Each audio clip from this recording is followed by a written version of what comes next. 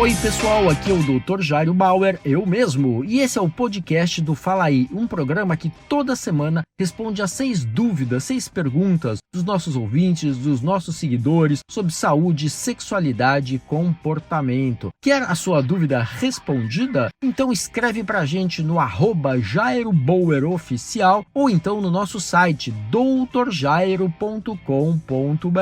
Manda sua dúvida, a gente seleciona e você pode ouvir aqui mesmo. Valeu!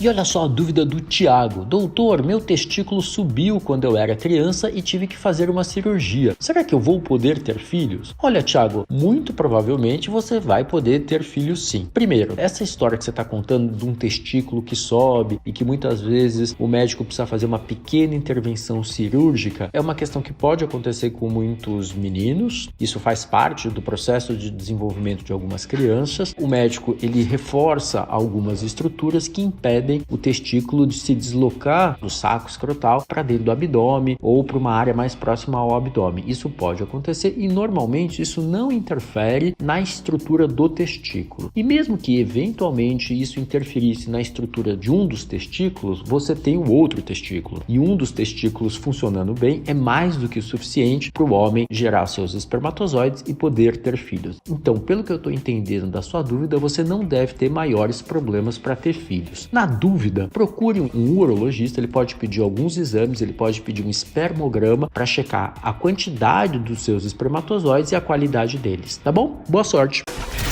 E olha só a dúvida da Silvia. Doutor, como lidar com algo mal resolvido em um namoro, já que a outra pessoa não quer conversar mais e isso já tem um mês? Silvia, muitas vezes nos relacionamentos as pessoas acabam tendo discussões, brigas, desentendimentos, uma fica magoada com a outra e essa mágoa, essas dificuldades muitas vezes vão levar até o final ou a interrupção temporária do relacionamento. E aí não é incomum que uma das partes tente resolver a história, queira conversar sobre o que aconteceu, até numa tentativa eventualmente de resgatar o relacionamento, de resgatar o namoro, e a outra parte, porque tá brava, porque tá com raiva, porque tá com ciúmes, porque tá chateada, acaba evitando, não quer falar, não quer conversar e temporariamente ou definitivamente não está afim de retomar esse namoro, esse relacionamento. O que eu acho? Você tá tentando resolver uma coisa que ficou mal parada entre vocês, isso pode ser muito legal para você, isso pode ser muito legal para os dois, mesmo que o namoro eventualmente não volte a acontecer. Ou, quem sabe, depois de tudo resolvido, de tudo bem estabelecido, vocês até consigam retomar um relacionamento no futuro. Eu acho que você deve insistir sim, até um determinado ponto, em conversar. Se a outra pessoa realmente não quiser, dá um tempo para ela e vamos ver no futuro como essa história fica, tá bom? Valeu, boa sorte!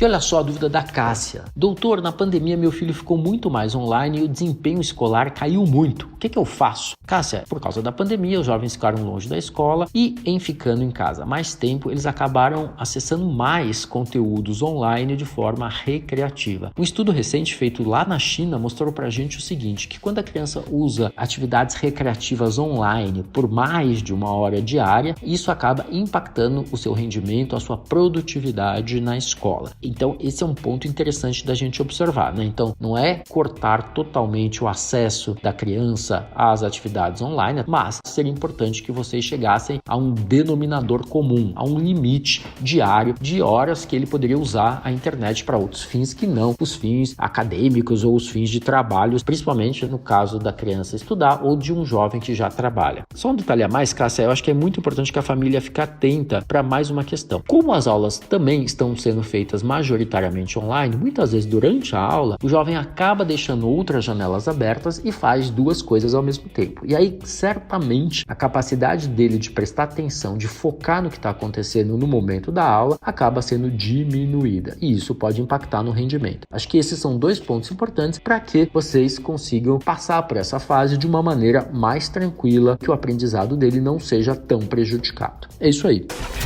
E olha só a dúvida do Paulo. Doutor, por causa da pandemia, voltei a morar com os meus pais e estou arrasado. O que eu posso fazer? Paulo, realmente a pandemia ela trouxe uma necessidade de adaptação, de mudanças na vida de muita gente e esse parece que foi seu caso, né? Você teve que deixar a sua vida anterior para voltar para a casa dos pais. E aí muitas vezes quando a gente é adulto tem que retomar a convivência com os pais no dia a dia, as coisas podem não funcionar tão bem. O que eu acho que a gente podia pensar em termos de propostas aí? Primeiro é você entender que essa é uma situação momentânea que está definida ou que está colocada por conta da pandemia, mas que é uma situação de transição e que logo você vai poder retomar a tua vida e morar sozinho de novo. Acho que esse é o primeiro ponto. O segundo ponto é que eu acho que você não tem que ficar desmoralizado porque você voltou a morar na casa dos pais. Tenta encarar isso como um momento de você estar mais próximo a eles, de vocês eventualmente conversarem sobre coisas do passado que ficaram mal resolvidas, de você economizar dinheiro, de você reprogramar a sua vida. Então entender esse período como um período produtivo e não um período chato, aborrecido, enfadonho. E entender esse período então como uma fase de transição até que você possa reassumir a sua vida anterior, tá bom? Boa sorte! E olha só a dúvida do Roberto. Doutor, meu irmão de 45 anos está apresentando alguns sintomas de Parkinson. Será que já pode ser mesmo a doença? E olha só, Roberto, a doença de Parkinson é considerada uma doença neurodegenerativa em que há uma degeneração de algumas áreas do nosso cérebro, principalmente ali que tem a ver com o controle de movimentos. Então a pessoa pode começar a sofrer quedas frequentes, ter tremores em mãos, braços, pernas, mandíbula, cabeça, pode ter uma lentidão dos movimentos e, além disso, perda da expressão facial e uma rigidez muscular. Tudo isso é sintoma de Parkinson. Normalmente, o Parkinson começa a partir dos 60, 65 anos de idade, mas de 15 a 20% dos portadores da doença começam a apresentar sintomas ainda antes dos 40 anos. E aí, seria importante que seu irmão procurasse um neurologista para fazer uma avaliação, saber se isso é mesmo Parkinson ou se isso é resultado de algum outro processo neurológico ou algum outro processo que ele está enfrentando. E lembrar que Parkinson, quanto antes você começa a tratar, e o tratamento é multidisciplinar, remédio, fisioterapia, apoio psicológico, enfim, um processo todo de construção, de reabilitação. Isso pode fazer com que a progressão da doença seja muito, muito melhor controlada, tá bom? É isso aí, boa sorte para você, qualquer coisa volta a falar com a gente.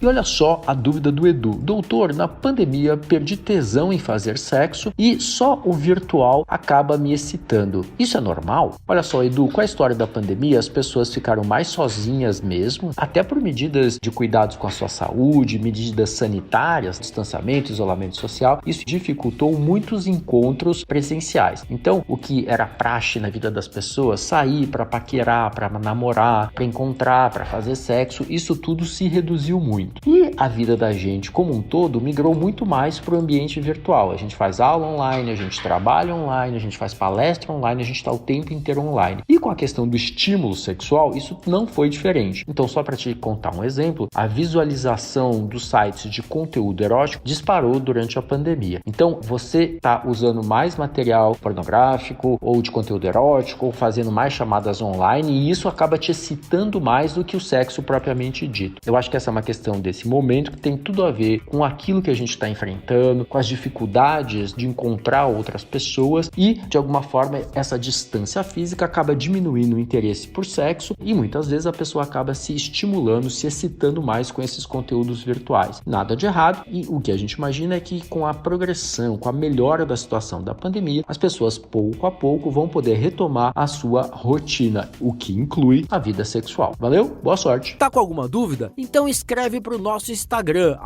@JairoBauerOficial, ou ainda para o nosso site, doutorjairo.com.br. É isso aí. Você ouviu Fala Aí, com o Dr. Jairo Bauer. Dr. Jairo